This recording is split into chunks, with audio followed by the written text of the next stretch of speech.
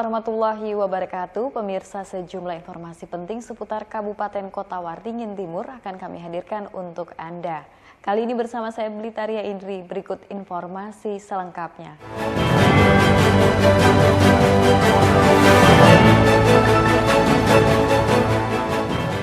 Pemirsa, anggota DPRD Kota Waringin Timur, Dapil 3 Zainuddin mengapresiasi pemerintah Kota Waringin Timur atas upaya dalam menyediakan akses air bersih bagi masyarakat di wilayah selatan.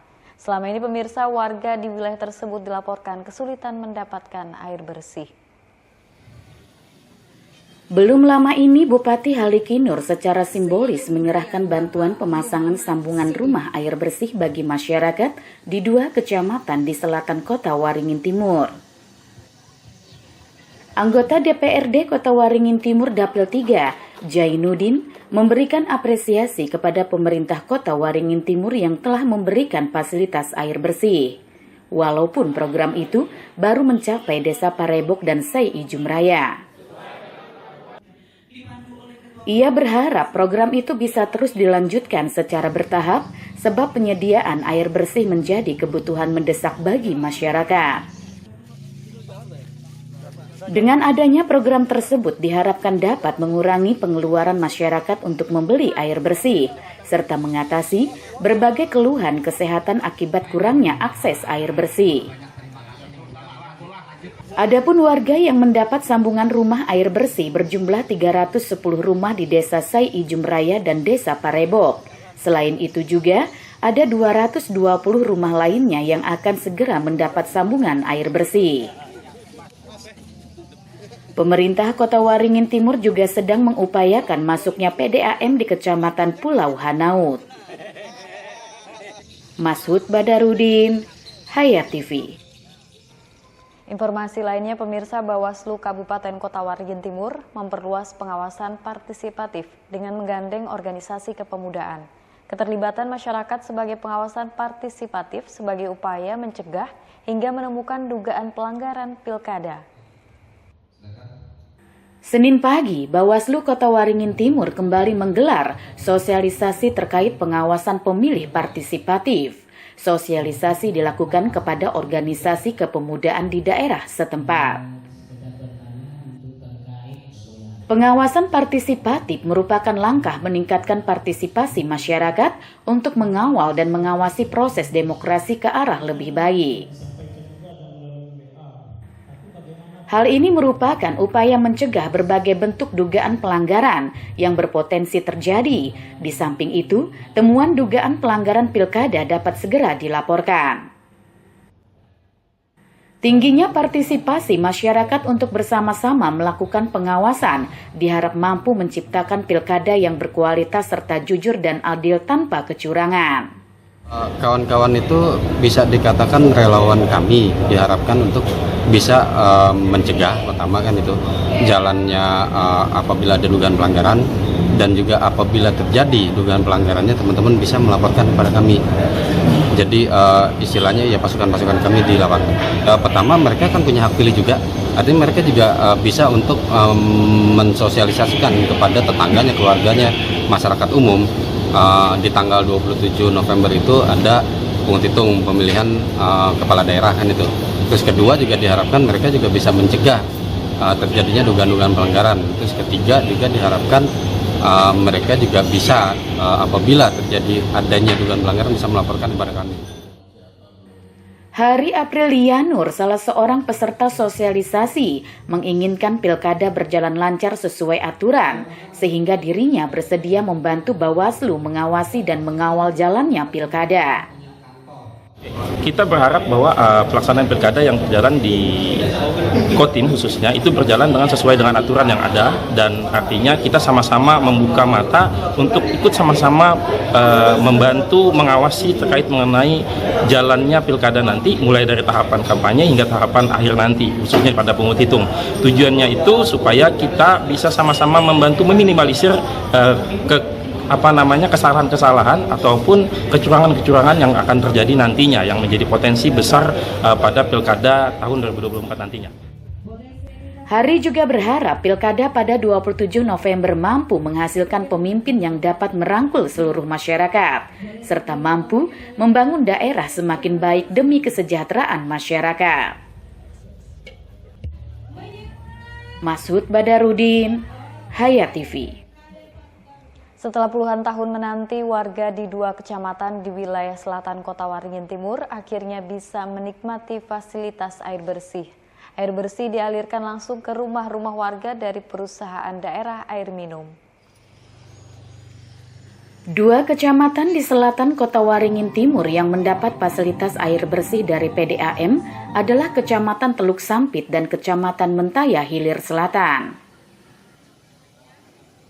Pemasangan sambungan rumah air bersih dilakukan menggunakan anggaran daerah melalui Dinas Cipta Karya Tata Ruang dan Pertahanan bersama Perusahaan Umum Daerah Tirta Mentaya. Warno, salah seorang warga penerima manfaat, mengaku senang karena ia bersama warga lainnya bisa menikmati fasilitas air bersih. Selama ini mereka hanya mengandalkan air hujan untuk keperluan konsumsi.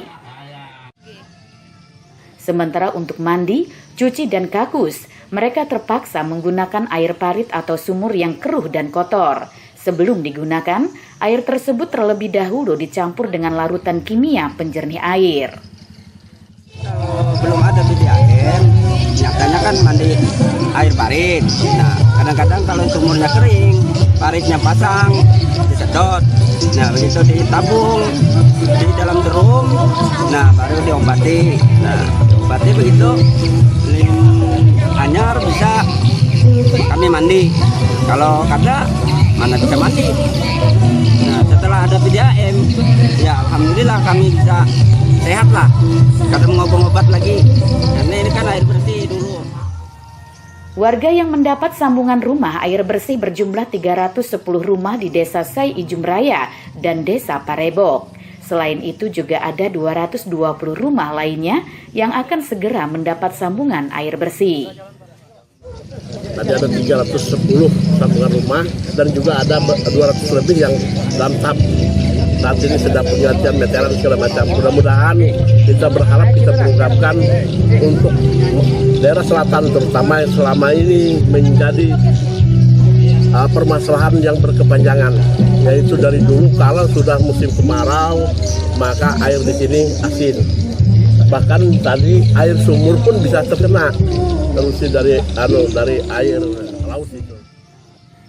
Pemerintah Kota Waringin Timur juga sedang mengupayakan masuknya PDAM di Kecamatan Pulau Hanaut. Seperti halnya Kecamatan Teluk Sampit dan Mentaya Hilir Selatan, Kecamatan Pulau Hanaut kerap mengalami kesulitan air bersih saat musim kemarau tiba. Masud Badarudin, Hayat TV.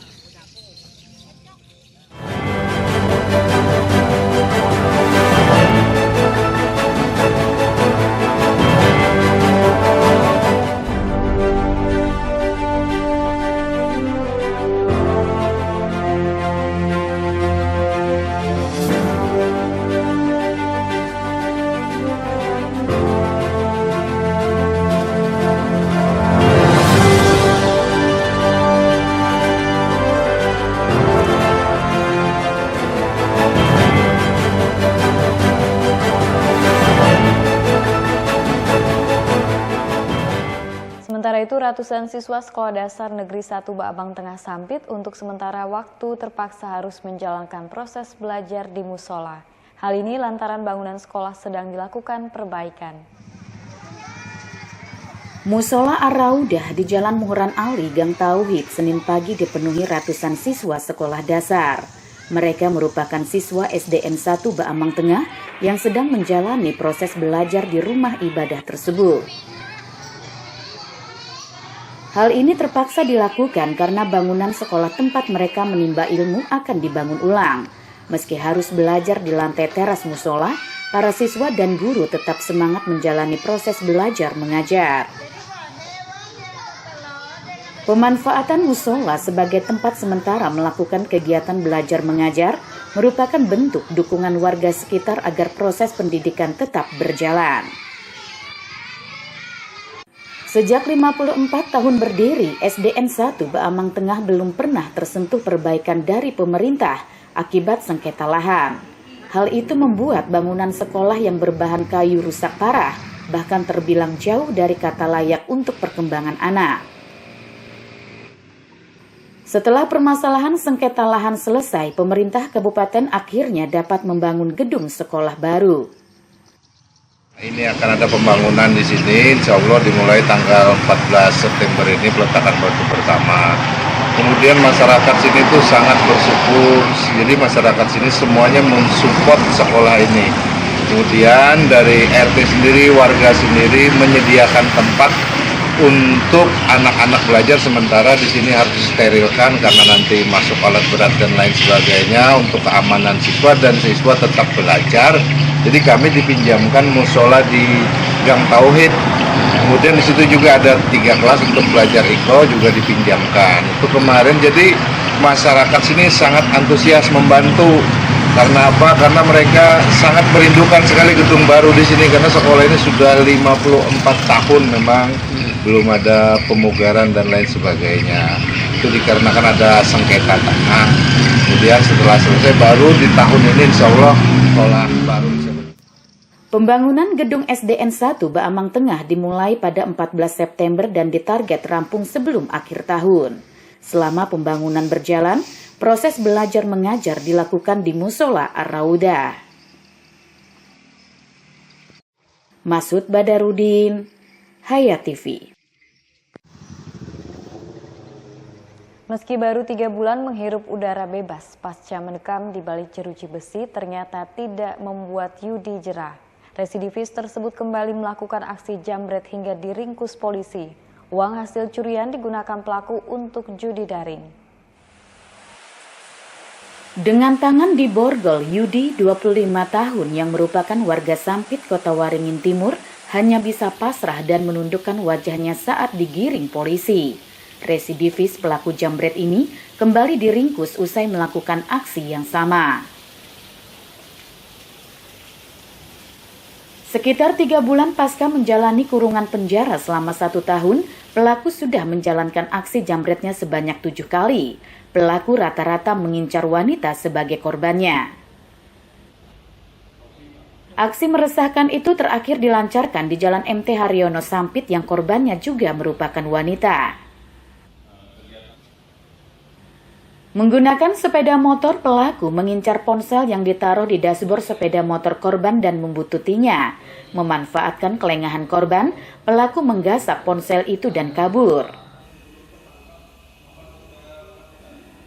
Dalam beraksi, pelaku menggunakan nomor polisi palsu KH3822FK. Setelah foto pelaku bersama sepeda motornya beredar di media sosial. Untuk mengelabui petugas, pelaku mengganti nomor polisi sepeda motornya menjadi KH3224QC. Kemudian pelaku ini langsung mendekati korban. Langsung mengambil handphone yang ada di dashboard motor tersebut, langsung kemudian tancap gas. Nah, pada saat kejadian itu juga korban juga langsung berteriak, maling, maling, maling gitu. Tapi saat mengejar si pelaku dengan kecepatan tinggi, akhirnya korban tidak bisa menemukan pelaku. Pasal yang kami terapkan pasal 362 dengan ancaman 5 tahun penjara. Terus pelaku juga merupakan residivis dan sebelumnya juga baru keluar dari lapas selama 3 bulan pada tahun 2024 ini. Dari pengakuan pelaku melakukan perbuatan yang sama sebanyak 7 kali TKP di wilayah Kota Sampit ini. Kepada polisi, pelaku mengaku jika hasil curian ia gunakan untuk membayar utang serta bermain judi daring.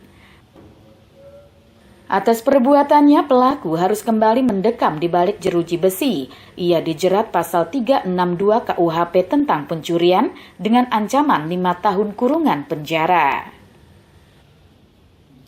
Masud Badarudin, Hayat TV.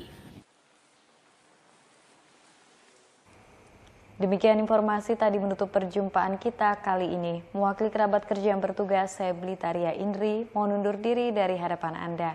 Sampai jumpa. Wassalamualaikum warahmatullahi wabarakatuh.